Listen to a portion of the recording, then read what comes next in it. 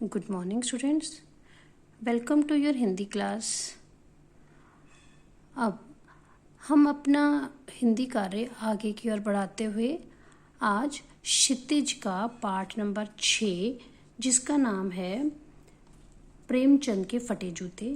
इस पाठ के लेखक का नाम है हरिशंकर परसाई जी.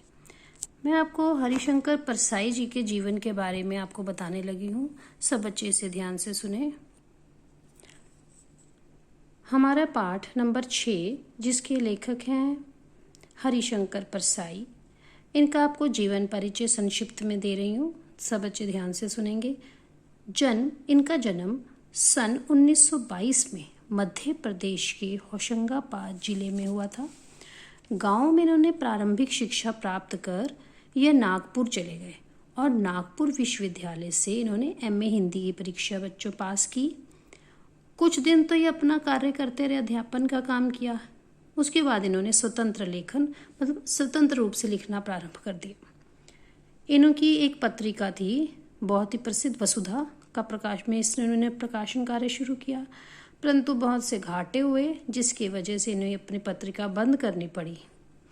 बहुत सी विपरीत परिस्थितियां इनके जीवन में आई और लेकिन घबराए नहीं ये कभी भी.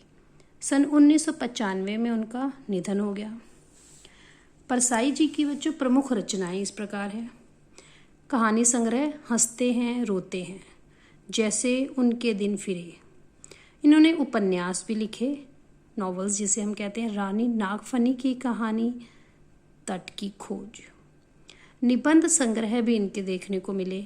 तब की बात और थी, भूत के पांव पीछे, बेईमानी की परत, शिकायत मुझे भी है. बहुत से और भी निबंध हैं इनके.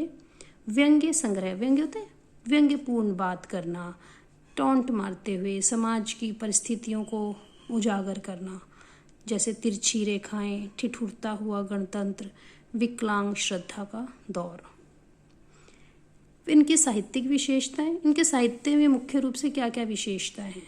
साहित्य में सर्वश्रेष्ठ व्यंग्यकार के रूप में माने जाते हैं.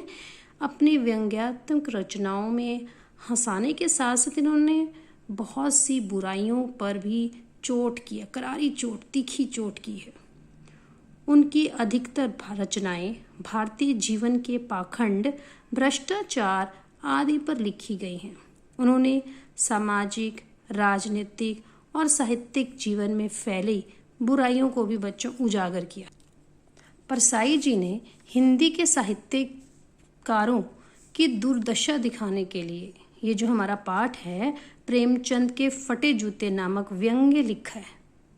इसमें एक और प्रेमचंद की जो हमारे लेखक हैं मुंशी प्रेमचंद, उनके संघर्षशील, बहुत ही मेहनत वाला जीवन का वर्णन किया है. तो दूसरी ओर उनकी फटेहाली, गरीबी का भी. किसी समाज का सर्वश्रेष्ठ लेखक पहनने को ठीक ठाक जूते भी ना खरीद सके. इससे बढ़कर समाज की और दुर्दशा, बुरी हालत क्या हो सकती है, इस पर व्यंग्य करते हुए उन्होंने ये लेख लिखा है.